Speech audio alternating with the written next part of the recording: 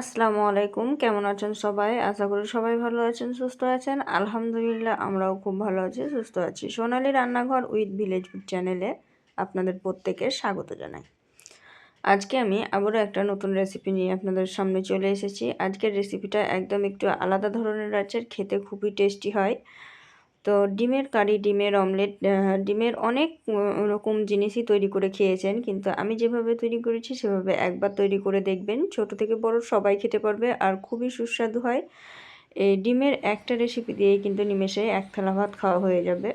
তো চলুন দেখে নেওয়া যাক সম্পূর্ণ রেসিপিটা।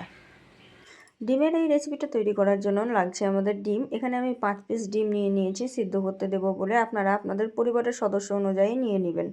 তারপরে আমি ভালোভাবে ডিমটাকে সিদ্ধ করে নিয়েছি। এখানে হাফ সিদ্ধ করলে হবে না, ফুল সিদ্ধ করে নিতে হবে। তো ডিমটাকে আমি ফুল সিদ্ধ করে নিয়েছি।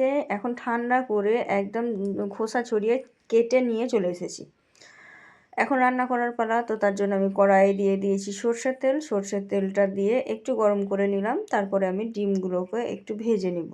এই রেসিপিটা খুব সহজেই তৈরি হয়ে যায় আর খেতে কিন্তু দুর্দান্ত লাগে। তাই একবার হলেও বন্ধুরা ট্রাই করো। আর কেমন হয়েছে কমেন্টে জানাতে ভুলবে না। আর যারা খেয়েছো তারা তো জানবাই যে কেমন হয়। তো এই তো ডিমগুলো আমি একে একে দিয়ে দিচ্ছি। ডিমগুলো আস্তে আস্তে ভেজে নিতে হবে, নাহলে কিন্তু ডিমগুলো থেকে কুসুমগুলো ছেড়ে যাবে, যেহেতু এটা অর্ধেক অর্ধেক করা আছে। আর এইভাবে ডিম রান্না করতে আর খেতে খুবই পছন্দ করি আমি। তোমরা আগের অন্য রেসিপিতেও দেখেছো যে আমি ডিম বেশিরভাগ কেটে কেটেই রান্না করি, কারণ আমাকে এরকমভাবেই ভালো লাগে। তো তোমরা যদি চাও কিন্তু গোটা গোটা রেখেও রান্না করতে পারো। তো ডিমগুলো আমার এক সাইড হওয়ার পরেই আমি পরের সাইডে একটু উল্টিয়ে দিচ্ছি। একটু আলতো হাতে কাজগুলো করবেন যাতে ডিমটা ভেঙে না যায়। এই তো আমি সবগুলো ডিম কিন্তু একইভাবে উল্টিয়ে দিলাম। দিয়ে এই পিঠ ভালোভাবে সিদ্ধ হওয়া পর্যন্ত আমি একটু অপেক্ষা করব।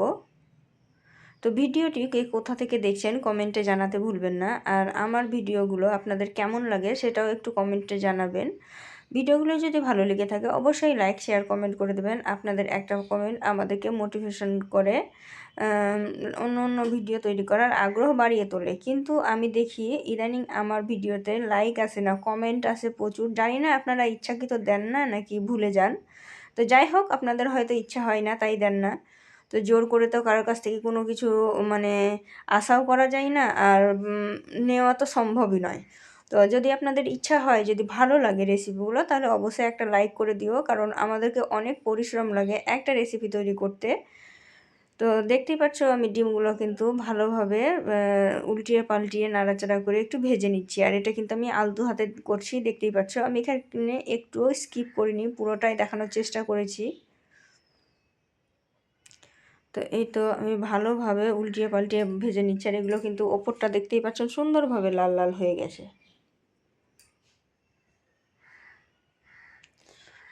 তো ডিমগুলো কিন্তু আমার সুন্দরভাবে ভাজা হয়ে গেছে। এখন আমি ডিমগুলো তুলে একটা প্লেটে নিয়ে নিব। প্রত্যেকটা ডিম কিন্তু সুন্দরভাবে আমার ভাজা হয়ে গেছে। আর এই ভিডিওটি যদি নতুন কোনো বন্ধু দেখে থাকো অবশ্যই আমার চ্যানেলে গিয়ে নতুন নতুন রেসিপিগুলো আমার দেখে আসবে। যদি ভালো লেগে থাকে অবশ্যই একটা লাইক, শেয়ার, কমেন্ট করে দিও। আর আমার রেসিপিগুলো দেখার জন্য আমার চ্যানেলটিকে সাবস্ক্রাইব করে দিও। পাশে থাকা বেল আইকনটিকে প্রেস করে দিও, তাহলে আমার রেসিপিগুলো ছাড়ার সঙ্গে সঙ্গেই কিন্তু তোমাদের কাছে পৌঁছে যাবে।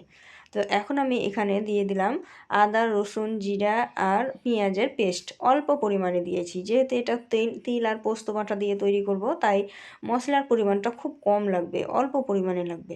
তো অল্প পরিমাণে দিয়ে আমি ভালোভাবে নাড়াচাড়া করে মশলাটাকে কষিয়ে নিলাম, নাহলে কিন্তু গন্ধটা থেকে যাবে কাঁচা কাঁচা, তখন কিন্তু ভালো লাগবে না। তো এই তো আমি আগে থেকে বেশ কিছুটা পরিমাণে তিল আর পোস্ত বেটে নিয়েছিলাম, এটাকে দিয়ে এখন আমি ভালোভাবে কষিয়ে নেব।